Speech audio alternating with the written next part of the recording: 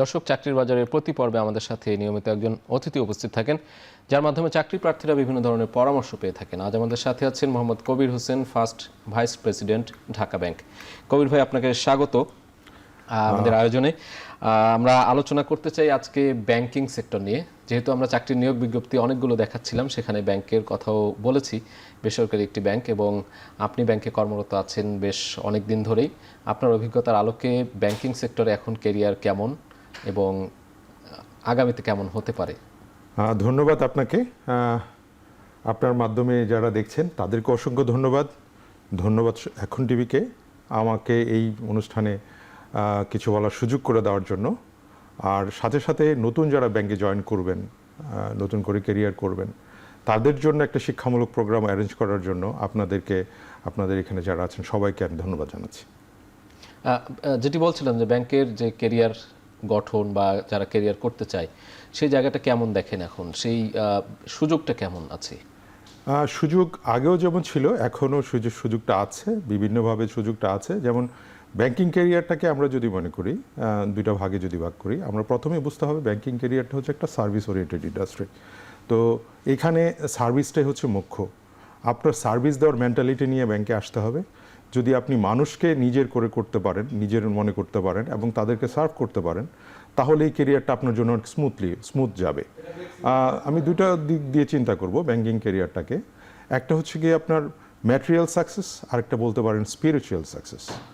Material success বলতে গেলে একটা মানুষ, একটা ইয়াং গ্র্যাজুয়েট যখন ইউনিভার্সিটি থেকে বের হয়, আমরাও ইউনিভার্সিটিতে ছিলাম, আমরা সবাই জানি যে আমাদের ফিনান্সিয়াল হার্ডেল ছিল, অনেকের হয়তো অনেক ধরনের স্টোরি থাকতে পারে। বাট এখানে আসলে যেটা হয়, কেরিয়ার গঠন করার সাথে সাথে একটা হ্যান্ডসাম একটা একটা সিকিউরিটি ওনারা পেয়ে থাকেন। এবং যেটা হয় আর্থিক নিরাপত্তা, মানে ফিনান্সিয়াল লিবার্টি, যেটা শুধু সে লিবার্টিটা ভোগ করে না, তার পরিবার, তার সারাউন্ডিং যারা আছে, ইভেন তো বন্ধু বান্ধবরাও সেই লিবার্টি ভোগ করে। তো এদিক দিয়ে ব্যাংকে যেমন দেখেন যে একটা সিকিউর জব, একটা ভালো পে স্কেল, একটা সার্টেন টাইমের পর সেটা ইনক্রিজ হওয়া, প্রমোশন টাইমলি হওয়া, তারপর একটা লং টার্ম বেনিফিটের যে একটা রিটায়ারমেন্ট, আপনি একটা হ্যান্ডসাম অ্যামাউন্ট আপনি পাচ্ছেন আপনার লেজার পিরিয়ডকে আরও সুন্দরভাবে সময় কাটানোর জন্য। এটা একটা যেমন আছে। আর স্পিরিচুয়ালের যে বিষয়গুলো, আসলে আমরা পৃথিবীতে এসেছি মানুষকে হেল্প করার জন্য। প্রত্যেকটা মানুষ সৃষ্টিকর্তার সৃষ্টি, ওনারা কীভাবে মানুষকে হেল্প করলে নিজের আলটিমেট রিটার্নটা আমরা আত্মতৃপ্তি পাই। সেটা কিভাবে? ব্যাংক, আমাদের দেশের অবস্থা আমরা জানি যে আমরা ইন্ডাস্ট্রিয়ালাইজেশন বলেন, এমপ্লয়মেন্ট বলেন, তারপরে এই যে আপনি ব্যাংকের একটা জব করছেন, ওইখানে বসে কারো ফাইন্যান্সের প্রয়োজন হবে ইন্ডাস্ট্রিয়ালাইজেশনের ক্ষেত্রে। আমরা জানি যেহেতু আমাদের ক্যাপিটাল শর্ট এই দেশে, আমাদের ক্যাপিটাল ফরমেশনের একটু সমস্যা, আমরা সেভ করতে পারি না। সেই জন্য ইন্ডাস্ট্রিয়ালাইজেশনের জন্য, ম্যান পাওয়ার ডেভেলপ করার জন্য, অ্যাজ ওয়েল অ্যাজ এমপ্লয়মেন্ট জেনারেশনের জন্য আমাদের ইন্ডাস্ট্রিয়ালাইজেশন প্রয়োজন। ইন্ডাস্ট্রিয়ালাইজেশন হলে আমার ইম্পোর্ট সাবস্টিটিউট কমে যাবে, আমার ইম্পোর্ট করতে হবে না, আমার ফরেন কারেন্সি বেড়ে যাবে, সাথে সাথে আমার হবে, আমার এক্সপোর্ট বাড়বে, ফরেন কারেন্সি আসবে আমার। তো এই যে ফাইন্যান্সটা আমি করব অ্যাজ এ ব্যাংকার, আমি ফাইন্যান্সটা করছি, একটা ফ্যাক্টরি হলো, একটা ইন্ডাস্ট্রি, ওইখানে এমপ্লয়মেন্ট জেনারেট হলো, ওই কর্নারে একটা দোকান হলো, তারও কিন্তু জীবন জীবিকা এখানে বৃদ্ধি পেলো, তার লিভিং স্ট্যান্ডার্ডটা ডেভেলপ করলো। তো সাথে সাথে কি হলো, আমি আত্মতৃপ্তিতে ভুগলাম, মানুষের জন্য আমি কিছু করতে পারলাম। তো এই দিক থেকে আমার মনে হয় ব্যাংকিং প্রফেশন ভেরি লুক্রেটিভ।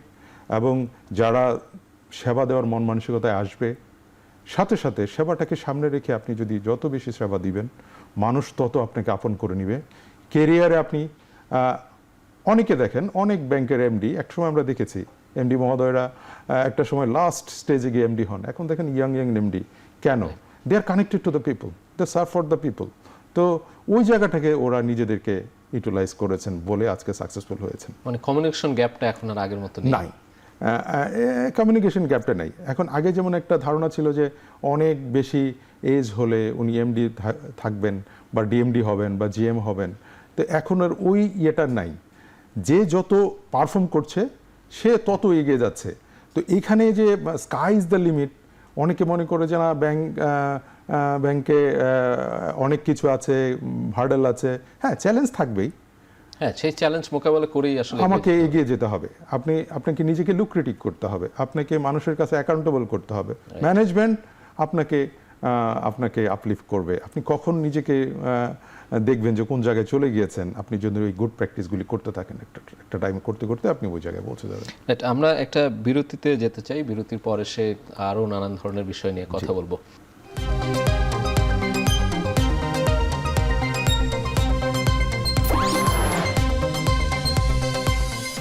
ফিরে এলাম বিরতির পর। আপনারা দেখছেন চাকরির বাজার। দর্শক, আমাদের সাথে আছেন মোহাম্মদ কবির হোসেন। আমরা বিরতির আগেও অনেক বিষয় নিয়ে কথা বলছিলাম ব্যাংকিং সেক্টরের। কবির ভাই, এ পর্যায়ে একটু আসতে চাই, সরকারি বেসরকারি যে ব্যাংকগুলো রয়েছে সেখানে নিয়োগ প্রক্রিয়া নিশ্চয়ই রয়েছে, একটা পরীক্ষার পদ্ধতি, সেটি নিয়ে একটু আলোচনা করতে চাই। নিয়োগ বিজ্ঞপ্তি বা নিয়োগ পদ্ধতিতে কি ধরনের পার্থক্য দেখতে পান এবং কি ধরনের চ্যালেঞ্জ আছে? আসলে নিয়োগ প্রক্রিয়াটা নতুনদের জন্য যদিও মনে হয় যে না অনেক টাফ একটা মনে হয় ওদের কাছে, কিন্তু আসলে রিটেন পরীক্ষা দেয়, যারা নিউ অ্যাসপিরেন্ট আছে তারা রিটেন পরীক্ষা দেয়। দুইটাই সরকারি বেসরকারি দুইটা প্রক্রিয়াই কাছাকাছি, কোনো মেজর কোনো ডিফারেন্স নেই। হয়তো পরীক্ষা নেওয়ার যে ধরন, মানে যে অথরিটি, সেইটা হয়তো ডিফারেন্ট। সরকারি ব্যাংকগুলিতে যেমন বাংলাদেশ ব্যাংকের তত্ত্বাবধানে বিআরসি রিক্রুট করে সরকারি ব্যাংকগুলিতে ডেপ্লয় করে, ওনারা রিকোয়ারমেন্ট দেন যে আমার এতগুলি অফিসার প্রয়োজন, দেন বিআরসি বাংলাদেশের ব্যাংকের পক্ষ থেকে বিআরসি পরীক্ষাগুলি নেন এবং রিটেন টেস্ট হয় এবং খুবই ট্রান্সপারেন্ট পরীক্ষা হয়। এখানে কোনো থার্ড পার্টিকে দেওয়া হয়, সেটা আইবিএ হতে পারে, ঢাকা ইউনিভার্সিটির কমার্স ফ্যাকাল্টি হয়, বিআইবিএও পরীক্ষা কিছু কিছু ক্ষেত্রে হেল্প করেন। তো ওইখানে ওনারা রিটেন পরীক্ষা দেন এবং রিটেন পরীক্ষার মধ্যে যেগুলো দেখা হয়, ম্যাথসগুলি দেখা হয়, অ্যানালিটিক্যাল অ্যাবিলিটিটা দেখা হয়, দেখানোর পর জেনারেল নলেজটা দেখা হয়, যেরকম আমরা বিশেষ পরীক্ষা যেরকম দেই এরকমই একটা টাফ একটা সিচুয়েশনের মধ্যে দিয়ে পরীক্ষায় ওনারা উত্তীর্ণ হয়। উত্তীর্ণ হওয়ার পর ভাইবা নেওয়া হয়। সরকারি ব্যাংকগুলিতে ভাইবা নেয়, ভাইবা নিয়ে ওদেরকে যেটা দেখা হয় ভাইবাতে, সবচেয়ে দুইটা ক্ষেত্রেই, সরকারি বেসরকারি দুইটা ক্ষেত্রেই ভাইবাতে যেটা দেখা হয় যে আপনি খুব ভালো রেজাল্ট করেছেন, ফার্স্ট হয়েছেন, আপনার অ্যাটিটিউডটা দেখা হয়, যে আপনি এই জবের জন্য ক্যাপাবল কিনা, আপনার মাইন্ডসেট, আপনি কি এই জবে থাকতেছেন কিনা, বা নাকি আপনার অন্য কোনো চিন্তা আছে, না টাইম পাস করছে আসছেন। কারণ এখানে একটা রিক্রুটমেন্ট প্রসেস আপনি জানেন, ব্যাংক ম্যান পাওয়ার ছাড়া চলে না। ব্যাংকের দুইটা মেন আর্সেনালে দুইটা তার অ্যাসেট, সেটা হচ্ছে ম্যান পাওয়ার অ্যান্ড টেকনোলজি। তো ম্যান পাওয়ারটা এখানে প্রাইম, যে টেকনোলজিটা সে ড্রাইভিং করে সেটা ম্যান পাওয়ার, তার সে ক্যাপাসিটি আছে কিনা, যে অ্যাটিটিউড তার এটা আছে কিনা, তার মাইন্ডসেটটা কি। আপনি দেখেছেন আজকে চাকরির বাজারে প্রথম ডাচ বাংলা ব্যাংকের ওইখানে বলেছে অভিজ্ঞতার প্রয়োজন নেই। তার মানে হচ্ছে ওনারা আপনাকে ট্রেন করে নেবেন, আপনাকে তাদের মতো করে আপনাকে ডেভেলপ করে নেবেন। তো ওই যে মডিউল, সেই যে প্রসিডিউর, সেই প্রসিডিউরটা থেকে আপনি খাপ খেয়ে নিতে পারবেন কিনা, বা আপনি কতটুকু যোগ্য, ওই জিনিসটা দেখা হয়। আর বডি ল্যাঙ্গুয়েজ তো মাস্ট। আপনি খুব ভালো রেজাল্ট করেছেন, but your body language not as per the norms of the, আপনার আরো অনেক কিছু দেখা হয়, যে আপনি কত দূর যাবেন। যারা রিক্রুটার ওরা অনেক দিন ধরে এই কাজগুলি করছেন এবং ওনারা দেখেই বুঝেন যে কাকে দিয়ে আমার প্রতিষ্ঠানের পারপাস সার্ভ হবে। কারণ প্রত্যেকটা প্রতিষ্ঠানের একটা নির্দিষ্ট গোল থাকে, তার সে কোথায় যাবে, আফটার 10 ইয়ার্স 5 ইয়ার্স সে কোথায় যাবে। ম্যান পাওয়ারটা নেওয়ার সাথে আগেই ওনারা এই প্ল্যানগুলি করেন, ওই উদ্দেশ্যের সাথে ও কতটুকু ম্যাচ করতে পারবে ওইটা দেখে তাকে রিক্রুট করা হয়। রিক্রুট করে বিভিন্ন ব্যাংকে, সরকারি ব্যাংকগুলিতে এইভাবে ডেভেলপ করা হয় তাদের রিকোয়ারমেন্ট অনুযায়ী। আর বেসরকারি ব্যাংকগুলিতেও এরকমই বিআইবিএম অথবা আইবিএ রিটেন টেস্ট নেন। ওইখানে এক্সট্রিম লেভেলের অ্যানালিটিক্যাল অ্যাবিলিটির কিছু জিনিসপত্র থাকে, যে ইফস বার্ড দিয়ে অনেক কিছু থাকে, সেই জিনিসগুলি শিখতে হয়। শেখার পরে একটা ছেলে, যেমন আমার মনে আছে আমি যখন আমার প্রিভিয়াস ব্যাংকে আমি জয়েন করেছিলাম, ইট ওয়াজ 2007, এবং 3900 পরীক্ষার্থী আমরা ছিলাম। এখানে রিকোয়ারমেন্টে ছিল 4টা ফার্স্ট ক্লাস হতে হবে।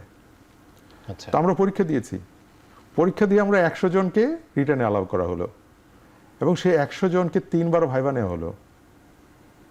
শুধু ওয়ান লেয়ার না, থার্ড লেয়ার ভাইবা নেওয়া হলো। কঠিন একটা পরীক্ষা, মানে জাস্ট লাইক আপনারা অনেকে মনে করি আইএসএসসি অনেক কঠিন, বা অন্যান্য বিসিএস এর পরীক্ষা তো অবশ্যই কঠিন।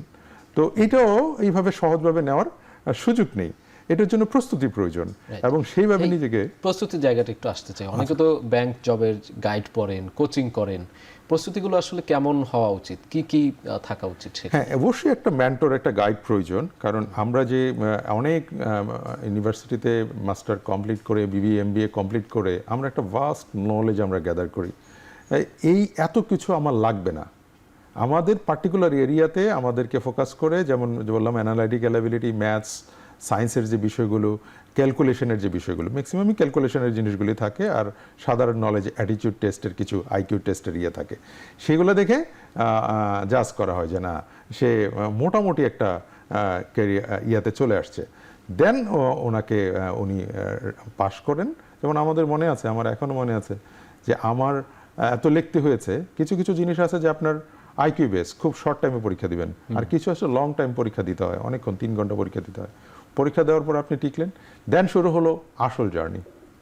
আপনাকে দেখবে যে আপনি কিভাবে দাঁড়িয়েছেন, কিভাবে কথা বলছেন, আপনি হাসেন কিনা, আপনার হাসলে সুন্দর লাগে কিনা, আচ্ছা, সুন্দর করে হাসেন কিনা, আপনার হাসিটার আপনাকে সেটাও দেখা হয়, দেখে আপনি দাঁড়িয়েছেন কিভাবে সেটাও দেখা হয়। তো এই জন্য 2টা 3টা ভাইবা নেওয়া হয়। আমাকে নেওয়া হয়েছিল, আমি সাকসেসফুলি 4টা ব্যাংকে তখন হয়েছিল আমার। দেন আমি একটা ব্যাংকে চুজ করি, ভালো স্যালারি, ভালো গ্রোথ, দেন আমি জয়েন করি। তো এখন যেটা হলো, আমি 18 বছর একটা ব্যাংকে ছিলাম, আমি বিভিন্ন রোলে কাজ করেছি।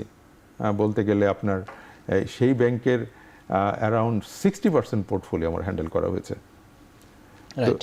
18 বছরের অভিজ্ঞতা আপনার, আমরা শেষ দিকে আছি। সেই অভিজ্ঞতার আলোকে যদি নতুন যারা ব্যাংকিং সেক্টরে আসতে চায়, ব্যাংকিং জবে আসতে চায়, তাদেরকে কি পরামর্শ দেবেন আপনার পক্ষ থেকে?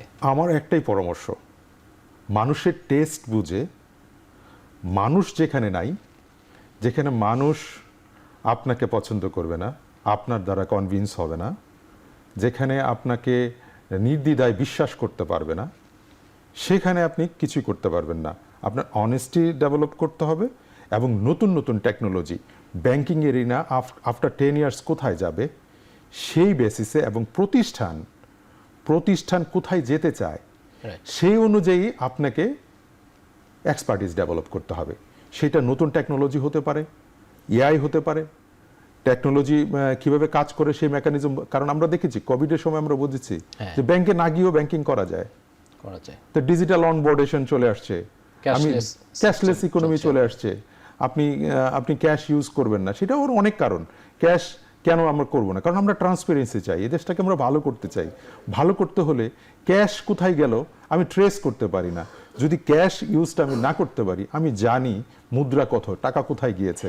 তো ট্রান্সপারেন্সির জন্য এই টেকনোলজিগুলি জানা প্রয়োজন এবং দ্রুত অ্যাডপ্ট করতে হবে আমাদেরকে। ওই যে চেঞ্জ আসতেছে, সেই চেঞ্জের দিকে নিজেকে বিমুখ করে রাখলে আপনি কখন হারিয়ে যাবেন আপনি কল্পনা করতে পারবেন না। তো হারিয়ে যেতে না যান, কারণ আমি জানি যে কোনোদিন ঘুমিয়ে থাকবেন আপনি, ভাগ্যদেবী আপনাকে ডাকে বসে বলবে না ওঠো ঘুম থেকে, তোমার জন্য ভাগ্য নিয়ে এসেছি। ভাগ্য আপনাকে খুঁজতে হবে, এবং খুঁজতে হবে কিভাবে? ওই যে প্রতিষ্ঠানের উদ্দেশ্য, আপনার উদ্দেশ্য মিলে ফেলতে হবে। প্রতিষ্ঠান ডেভেলপ করবে, সাথে সাথে আপনি গ্রো করবেন। রাইট, যৌথতা থাকতে হবে। ইনডিফারেন্স, আপনি আলাদা থাকলে আপনি কখনো প্রতিষ্ঠানের যে লক্ষ্য, এনথুজিয়াজম যেটা, সেটাকে আপনার মধ্যে আনতে হবে, সেটা ক্লায়েন্টের মধ্যে ছড়িয়ে দিতে হবে, তাহলে ক্লায়েন্ট আপনার জন্য আপনার হয়ে কাজ করবে। কবির ভাই, অসংখ্য ধন্যবাদ। ধন্যবাদ আপনাকে। আজকে শেষ করতে হচ্ছে, নিশ্চয়ই আপনার এই পরামর্শগুলো যারা চাকরি প্রার্থী আছে তাদের কাজে লাগবে। অসংখ্য ধন্যবাদ। দর্শক, এতক্ষণ সাথে থাকার জন্য সবাইকে অসংখ্য ধন্যবাদ। দেখা হবে পরবর্তী সপ্তাহে। তবে আপনার কোম্পানির যে কোনো নিয়োগ বিজ্ঞপ্তি প্রচারের জন্য আমাদের সাথে যোগাযোগ করুন, এবং যারা চাকরির জন্য আবেদন করতে যাচ্ছেন তারা আমাদের ইমেইলে আপনার সিভি পাঠিয়ে রাখুন। আপনার কোম্পানি বা প্রতিষ্ঠানের নিয়োগ বিজ্ঞপ্তি এবং সিভি পাঠানোর ঠিকানা চাকরিরবাজার@এখন.tv। শেষ করছি চাকরির বাজার। এখন টেলিভিশন ওয়েবসাইটে দেখতে ভিজিট করুন এখন.tv, এছাড়া ফেসবুকে দেখতে ভিজিট করুন facebook.com/tv.এখন, ইউটিউবে দেখতে ভিজিট করুন youtube.com/c/echontv।